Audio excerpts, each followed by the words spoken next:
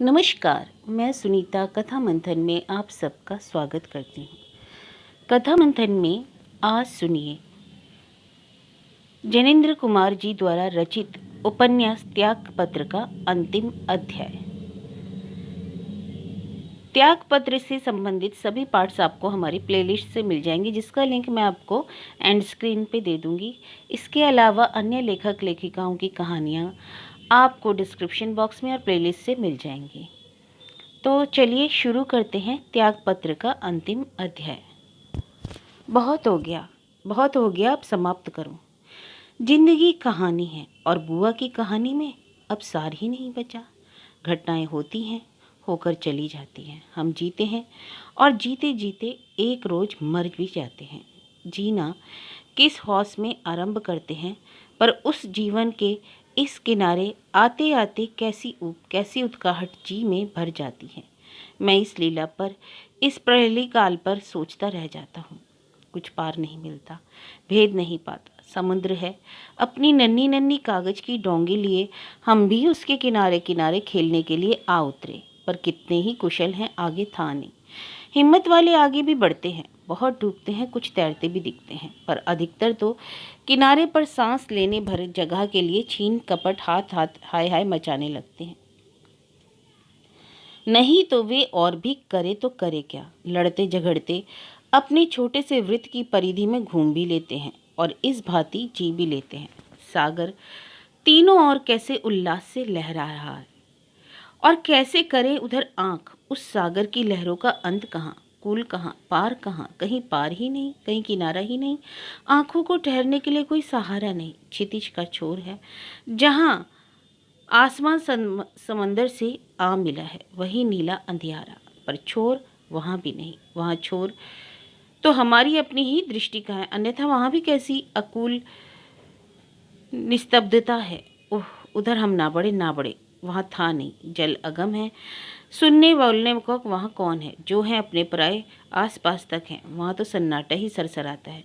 किनारे पर ही रहें तो अच्छा, जहाँ पैर धरती से छू जाते हैं वहीं तक रहे, जहाँ हमारा लंगर धरती को पकड़ ले और हम ठहर सकें। बस सिर चकरा जाता है, झेला नहीं जाता। जितनी झेल सके उतनी ही उस विराट की झांकी ले लें, फिर अपनी धरती के पास पास किनारे किनारे सबसे उलझते सुलझते जिए चलें। यही तो उपाय है और यही मानव जीवन है।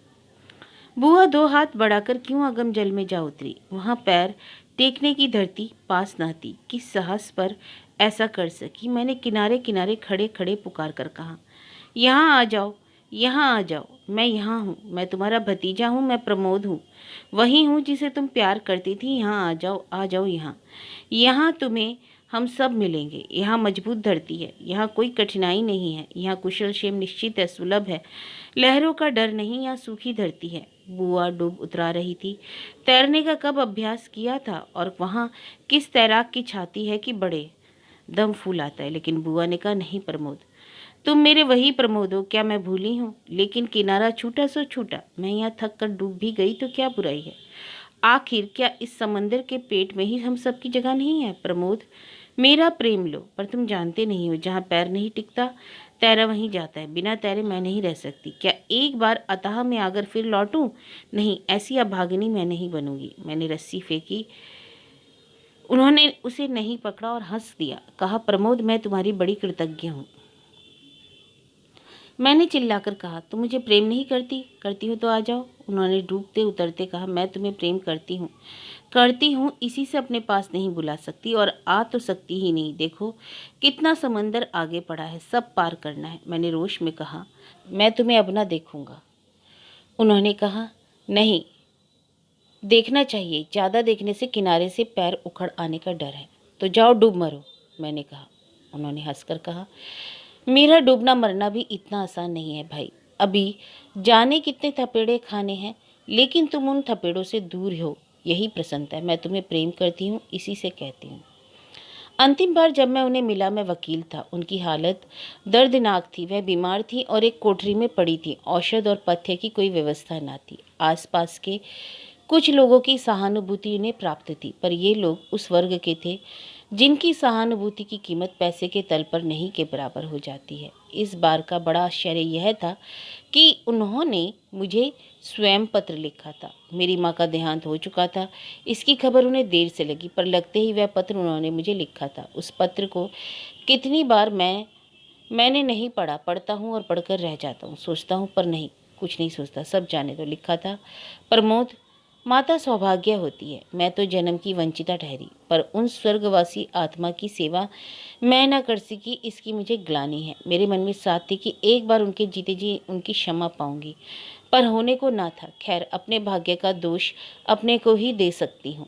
प्रमोद, तुम नाराज होंगे, इस पर मैंने ऊपर अपना पता भी लिख दिया। मैं जानती हूँ कि तुम आओगे, जानती हूँ मेरी पहली जगह भी तुमने खोज खबर की होगी। चिट्ठी तार तुमने क्यों दिए थे, वे सब वृथा थे। लेकिन उन बातों को छोड़ो, मुझे छोड़ो। जीवन एक परीक्षा है, कम से कम मैंने तो उसको यहीं बना लिया है। तुम आओगे तो आ जाना, लेकिन मुझसे किसी बात की उम्मीद ना करना। जिन लोगों के बीच बसी हूँ वे समाज की झूठन है। झूठन है, और कौन जानता है कि ये झूठन होने के योग्य भी नहीं है। आखिर है तो इंसान। और यह बात जबकि उनके बीच आ पड़ी हूँ तो मैं साफ देखती हूँ, मैं किसी भी और बात पर जिंदा रहना नहीं चाहती। उनकी बुझती और जगती इंसानियत भरोसे ही रखना चाहती हूँ।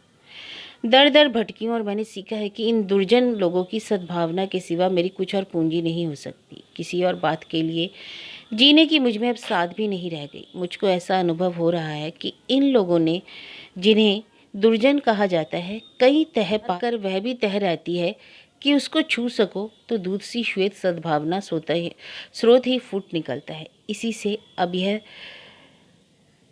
प्रीति मेरे लिए उतनी कठिन नहीं रह गई है कि सबके अभ्यंतर में परमात्मा है।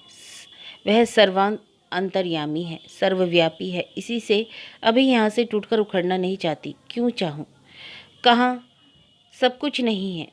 यहीं का लाभ तुम पूछोगे, लाभ बहुत है। यहाँ किसी को यह कहने का लोभ नहीं है कि मैं सचरित्र हूँ। यहाँ सचरित्रता अर्थ में मानव का मूल्य नहीं जाना जाता, दुर्जनता ही मानव कीमती है। यहाँ उसी हिसाब से मानव की घट बढ़ कीमत है। मैं मानती हूँ कि यही रोग है, यही भयानक जड़ता है, किंतु यही लाभदायक भी है। इस जगह आकर यह असंभव है कि कोई अपने को सचरित्र दिखाना चाहे तो या दिखा सके। यहाँ सदाचार का कुछ मूल्य ही नहीं, अपेक्षा ही नहीं, बल्कि ऋण मूल्य है। अगर कहीं भीतर, बहुत भीतर छिपा पशुता का कीड़ा है तो यहाँ वह ऊपर आ रहेगा। यहाँ छल असंभव है, जो छल की सभ्य समाज में जरूरी है। यहाँ तहजीब की मांग नहीं, सभ्यता की आशा नहीं। बेहयाई जितनी उघड़ी सामने आवे उतनी यहाँ रसीली बनती है। बर्बरता को लाज का आवरण नहीं चाहिए। मनुष्य यहाँ खुलकर पशु हो सकता है, जो नहीं हो सकता उसकी मनुष्यता में बट्टा समझा जाता है। इसलिए सचरित्र दिखने वाला यहाँ नहीं टिक सकता। उसे मज्जा तक सच्चा होना होगा, तभी खैरियत है। जो बाहर है वही भीतर हो। भीतर पशु हो तो इस जलवायु में आकर बाहर की मनुष्यता एक क्षण नहीं ठहरेगी। मनुष्य हो तो भीतर तक मनुष्य होना होगा। कलई वाला सदाचार यहाँ खुलकर उघड़ जाता है। यहाँ खरा कंचन ही टिक सकता है, क्योंकि उसे जरूरत ही नहीं कि कहे कि मैं पीतल नहीं हूँ। यहाँ कंचन की मांग वही है, पीतल से घबराहट नहीं।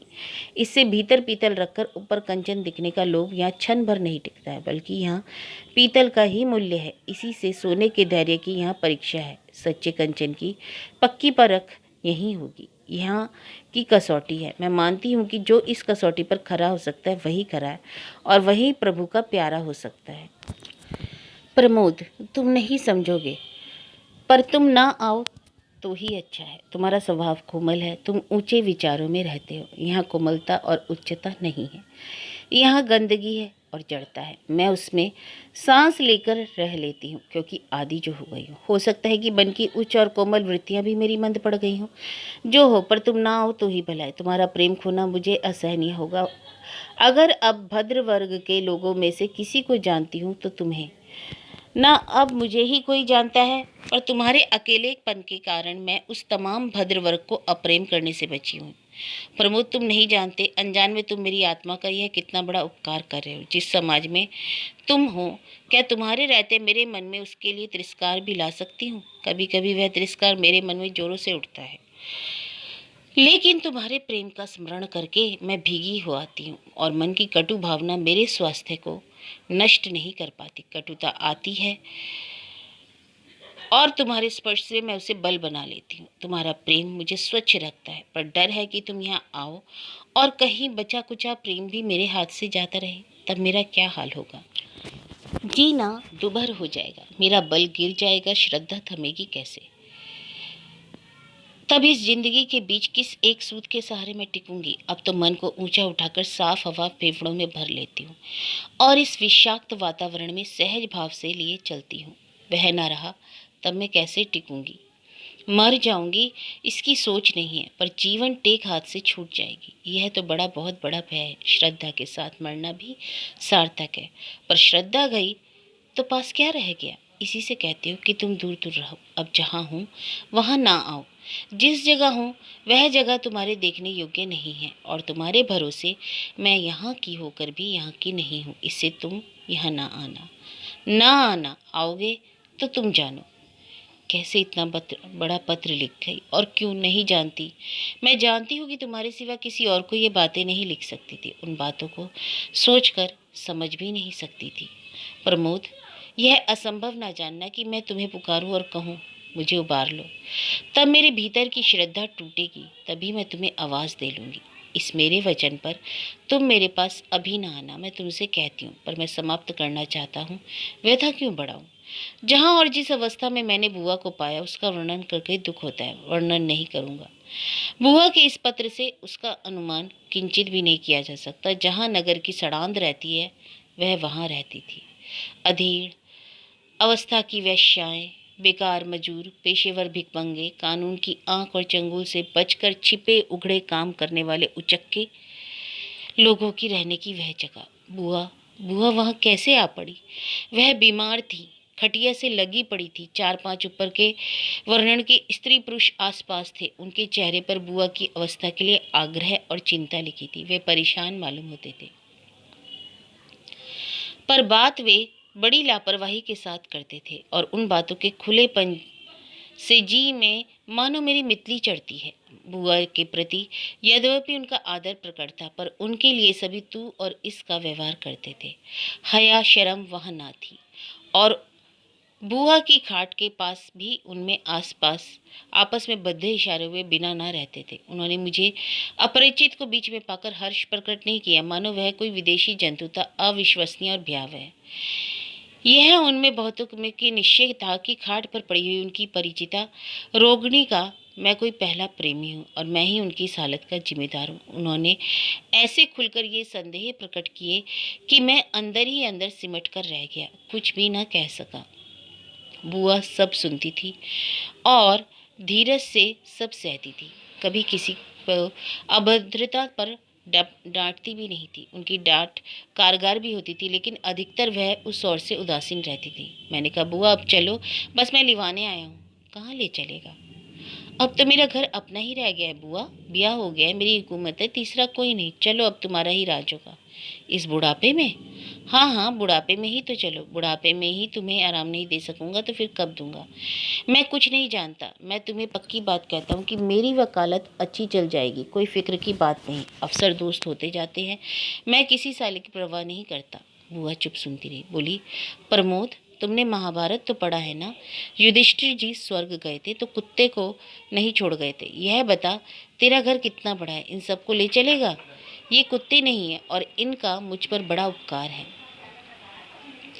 मैंने अपने मन को हठात थाम कर कहा, कैसी बहकी बहकी बातें करती हो बुआ, आखिर मैं कोई भी न ठहरा। देखता हूँ मैं कैसे तुम्हें नहीं ले चलूँगा। बुआ ने अविचलित भाव से मुस्कुरा कर कहा, मैं कब मना करती। अच्छा, तू जरूर ले चलेगा। जरूर? सुन, जरूर ही ले चलेगा। हाँ तो कह तो रहा हूँ, जरूर ले चलूँगा। बुआ ने कहा, यह तो बता, तेरे पास बहुत रुपया है। कितना रुपया है? मैंने कहा, रुपया? हाँ, जितना दे सके मुझे दे जा, फिर तो मैं तेरे घर गई बराबर हूँ कि नहीं। अब बोल। मैं आश्चर्य से उनकी ओर देखता रहा। कुछ कहने के लिए कहा, रुपये का क्या करूँगी? बोली, क्या करूँगी यह तो अभी नहीं जानती, पर पहले तो तेरे चित्त का भ्रम मिट जाएगा कि मैं तेरी सहायता नहीं चाहती। फिर रुपया छोड़ने में तेरा अपना भी भला है। खूब कमा और कमा कर सब इस गड्ढे में ला पटका कर। सुना है कि नहीं, रुपयों के जोर से यह नरक कुंड स्वर्ग बन सकता है, ऐसा तो मैं नहीं जानती, फिर भी रुपया कुछ ना कुछ काम आ सकता है। यह बात मेरी बिल्कुल समझ में ना आई। मैंने उसको टालकर कहा, चलो तुम्हें यहाँ के अस्पताल में ही करा दूँ भर्ती। उन्होंने कहा। जो बात मैंने कही वह तेरी समझ में नहीं आई ना? चलो ठीक है। नहीं भाई, अस्पताल में क्यों जाऊंगी? अस्पताल में इंतजाम ठीक हो जाएगा, प्राइवेट वार्ड में भर्ती करा दूंगा, खर्चे की फिक्र मत करो बुआ, मैंने कहा।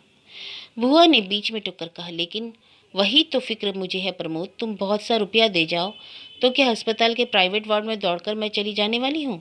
प्रमोद, देह है, तब तक 10 बीमारियां लगी हैं, घबराहट किस बात की?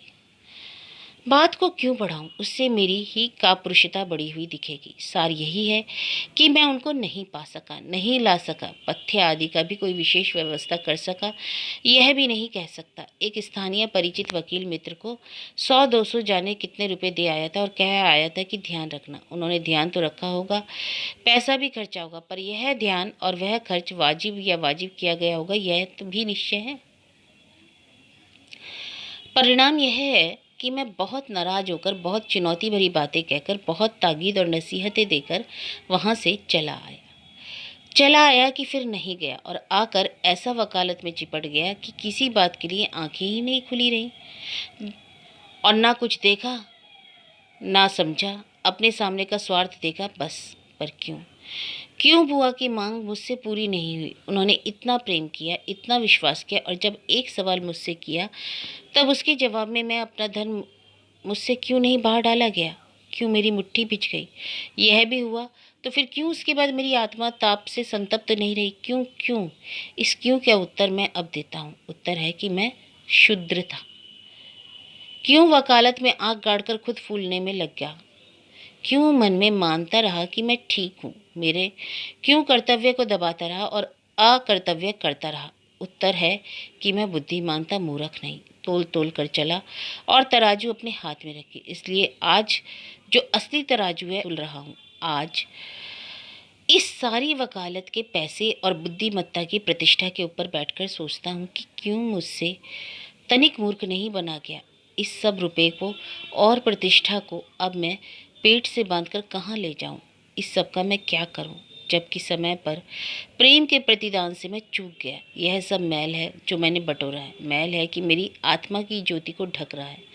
मैं वह सब नहीं चाहता। उस बात को 17 से कुछ ऊपर ही वर्ष हो गए हैं। आज महाआश्चर्य और महासंताप का विषय मेरे लिए यह है कि किस अमानुषिकता के साथ ये 17 के 17 वर्ष में बुआ को बिना देखे काट गया। वह बुआ जिन्होंने बिना लिए दिए, जिन्होंने कुछ किया, मुझे प्रेम ही किया, जिनकी याद मेरे भीतर अब अंगार सी जलती है, जिनका जीवन कुछ हो ऊपर उठती लौ की भांति जलता रहा। धुआं उठा तो उठा, पर लौ प्रकाशित रही। उन्हीं बुआ को एक तरफ डालकर मैं किस भांति अपनी प्रताड़ना करता रहा। आज दिन है कि खबर आती है कि वह मर गई। कैसे मर गई जानने की जरूरत नहीं। सो जो जाने बैठा हूँ वही कम नहीं, उसी को बचा सकूँ तो कुछ ना कुछ हो जाऊँ। बुआ, तुम गई, तुम्हारे जीते जी मैं राह पर ना आया। अब सुनो, मैं यह जजी छोड़ता हूँ, जगत का आज छोड़ दूंगा। औरों के लिए रहना तो शायद नए सिरे से मुझसे सीखा ना जाए। आदतें पक गई, पर अपने लिए उतनी ही स्वल्पता से रहूँगा जितना अनिवार्य होगा। यह वचन देता हूँ। भगवान, तो मेरी बातें सुनते हो? वैसे चाहे ना भी दे, पर वचन तोड़ूं तो मुझे अवश्य नरक ही देना। पुनश्य इसी के साथ यहाँ पर मैं साइन करता हूँ कि जजी से अपना त्याग पत्र आज मैंने दाखिल कर दिया।